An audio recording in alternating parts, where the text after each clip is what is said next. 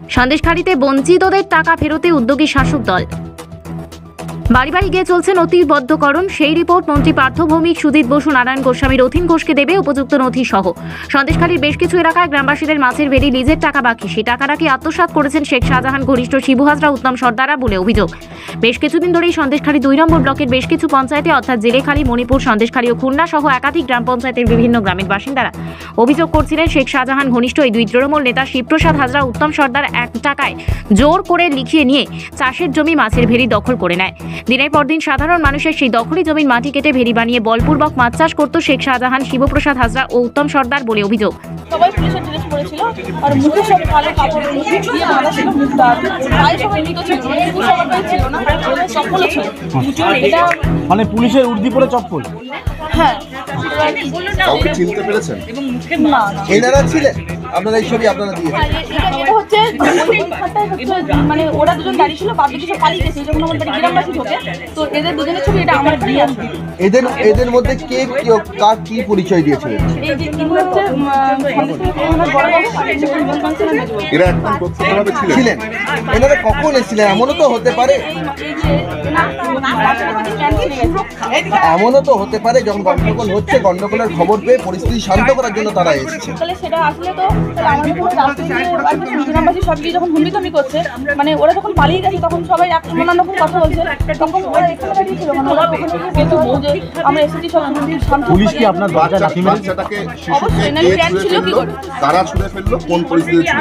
বাচ্চাটাকে কারা?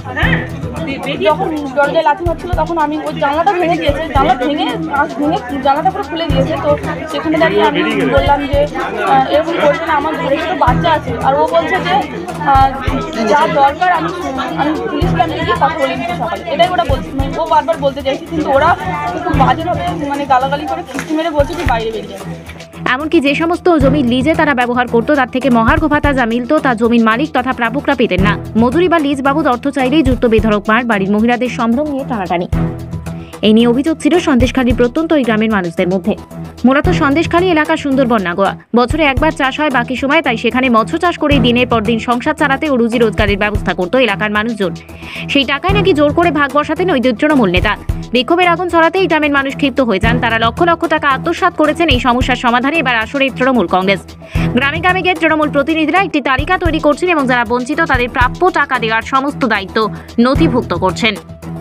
লিস্ট টাকা তো আগেই দিত না, যারা লিস্ট টাকা চাইতে যেত তাদেরকে অনেকে মারধর করেছে। এবারে এখন দেখছি গন্ডগোল হওয়ার পর থেকেই কিছু কিছু মানুষকে তারা লিস্ট টাকা দিয়েছে।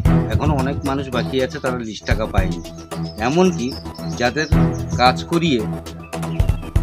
করিয়ে তাদেরকে পয়সা দেয়নি এবং কাজ করতে গেলে তাদেরকে মারধর করেছে। এমনও ব্যক্তি আছে যা তাদের লিস্ট আমরা কিছু সময়ের মধ্যেই দাদার হাতে আমরা তুলে দেবো, যে কারা কারা লিস্ট টাকা পায়নি বা যারা কাজ করেছিল টাকা পায়নি বা যাদেরকে প্রতিশ্রুতি দিয়েছিল ক্ষতি হয়ে মানে নলে জল তোলার পর তাদেরও আমরা লিস্ট তুলে দেবো না।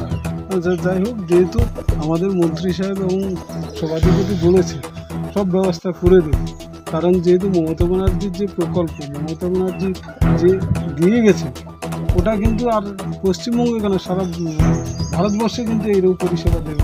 সেই জায়গায় হয়তো আমাদের কিছু অন্যায়ের জন্য এটা হয়েছে, তা সেটা আপাতত ভুলে যান। ভুলে গিয়ে আবার যেহেতু আমরা তৃণমূল কংগ্রেসটাকে যাতে আবার স্ট্যান্ড করাতে পারি এবং ভালো ভালো মানুষ এখানে আসবে, তাদের পরিষেবা দেবে এবং যে সমস্যাগুলো আছে সেগুলো করে দেবে। এটা আপনার মত আছে?